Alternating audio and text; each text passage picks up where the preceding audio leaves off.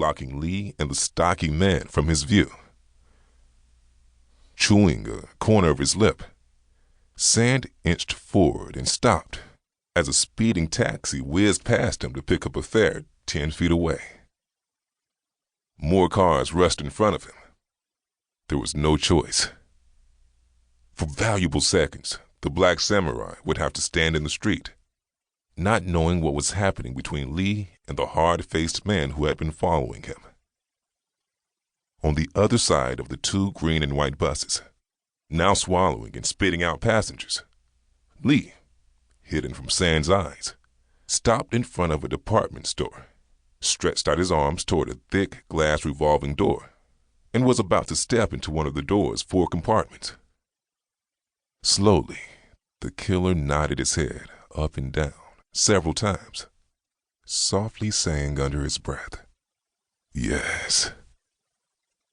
Quickly stepping forward until he could touch Lee, the killer took the hand grenade from his left-hand overcoat pocket, pulled the pin with his right hand, and, bending from the waist, rolled the hand grenade along the dirty black rubber matting under Lee's feet. Straightening up, the killer took a 6-inch-long wooden wedge from his right-hand overcoat pocket and, heart-pounding, his thin lips pressed tightly together, jammed the wooden wedge in between the rubber edge of the revolving door and the metal frame on the right, placing the calloused heel of his right hand against the thick side of the wedge and shoving hard.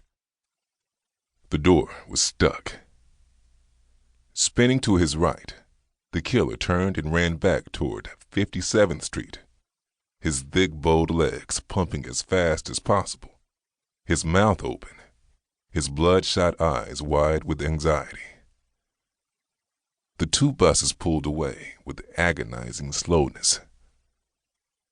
Robert Sand saw the killer running, and he saw the revolving door refusing to turn, and Lee was facing him, his small hands pounding against the thick glass. Instinctively, Sand knew something was wrong, deadly wrong. He took 2 steps out into the oncoming traffic, and the roar of the explosion came toward him, its powerful noise smothering Lee's agonized screams. A woman screamed and wouldn't stop.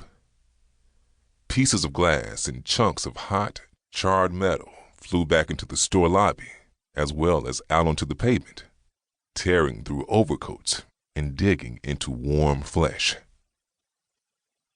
Half hidden in smoke, 3 people lay in front of the store, arms and legs twisted under broken, bleeding bodies. Gray smoke rolled out and up from where the revolving door had once been, and from out in the street, Sand knew that Lee was beyond help. The stocky, blond-haired man was almost at the corner of 57th Street, still running at full speed, breathing hard and loud, heading for Central Park. The black samurai went after him. Behind him, he still heard the screaming woman, along with people weeping and onlookers saying repeatedly, "Oh my God!"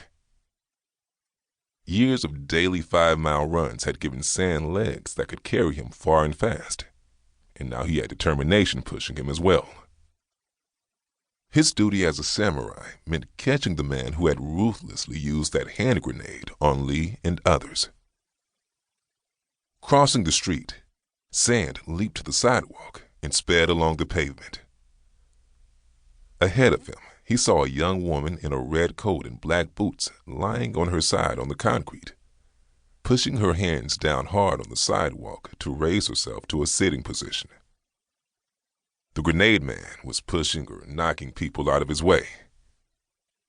At least these people will get up again, thought Sand. The explosion had slowed down traffic, and when Sand reached the corner of 57th Street and 5th Avenue, cars and buses were at a slow crawl.